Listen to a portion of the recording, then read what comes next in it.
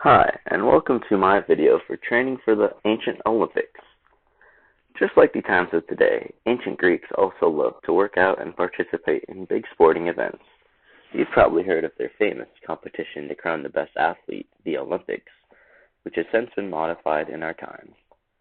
Do you have what it takes to train and become one of Greece's most famous Olympians? I'll take you through this history lesson, and you can decide for yourself if you have what it takes. First, we have to get to know our ancient traditions before we can even think about participating. First off, the games were originally held in honor for Zeus, one of their mythical gods.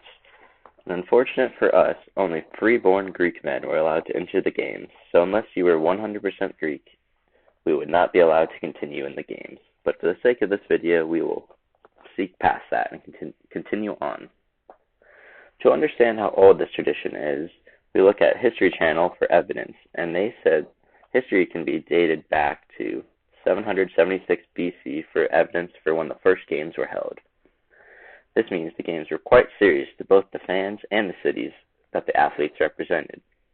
During the games, politicians were known to make alliances with other cities in times of need or to take down rivals for personal benefit. So the games brought great powers from many cities in Greece. Just like the Olympics do in today's world, but not just of Greece, but for the entire world. Just like in today's times, the ancient athletes spent about the same time training for these games in order to win an olive leaf wreath or crown. Those were the prizes back then, instead of a gold, silver, or bronze medal. As the games continued, more and more games were introduced, such as running, long jump, discus throw, javelin throw, wrestling, and boxing, just to name a few. In today's games, of course, even more games have been added, as there are around 150 competitions in today's Olympics. These games varied from a stamina competition to strength to even accuracy to really prove which ancient athlete was the best at each or all around.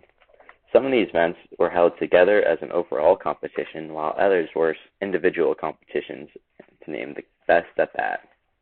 To train for these, the athletes would lift weights such as carved rocks or box or even run with them to increase their training. To become the best, you have to train like the best. Ancient professional athletes around 200 AD followed a strict 4-day training schedule. Preparatory exercises on the first day, heavy training on the second, rested on the third day, and a modest exercise on the fourth day. Routines such as running with rocks and javelin tossing for form and accuracy were commonly used training exercises back then. This shows how important these games were to the people of Greece with all the dedication they put into it, which has definitely influenced how current day athletes train and even view the Olympics, as they are fully blown dedicated to those events. The overall effect from the ancient tradition of from Greece has been huge in our world. This spectacular sporting event has helped bring many countries together and forgot about their past to come and play and participate in world-class sporting events. This is a huge factor into world peace because it brings many of the countries together that would not be speaking, and this is a very forgotten piece of the games. This is one that we have continued on into more, as we have allowed every country to participate in the games instead of just the country of Greece. The people who attended these ancient Olympics were very much like the people who go to the Olympics in today's world. Alcoholic drinks were sold there in ancient times, such as wine, so attendees could sit back and enjoy a nice glass of wine, or they could skip that phase and get straight to the drunk phase to watch the world-class events. This, of course, bumped up participation of the crowd, especially for certain events like wrestling and boxing. As we know in today's world, drunk people love to watch those.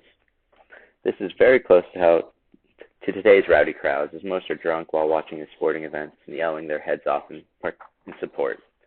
It shows that people have always taken this activity as a place of entertainment and a place to get drunk and yell your head off for support. The traditions of the Greeks have carried on into our world today, as shown by the Olympics. This tradition of sport has stayed alive for centuries due to its high level of competition and human interest in sporting.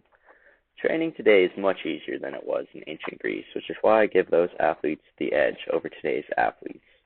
Their passion become the best has inspired many generations since and is a reason why the ancient Greeks will never be forgotten.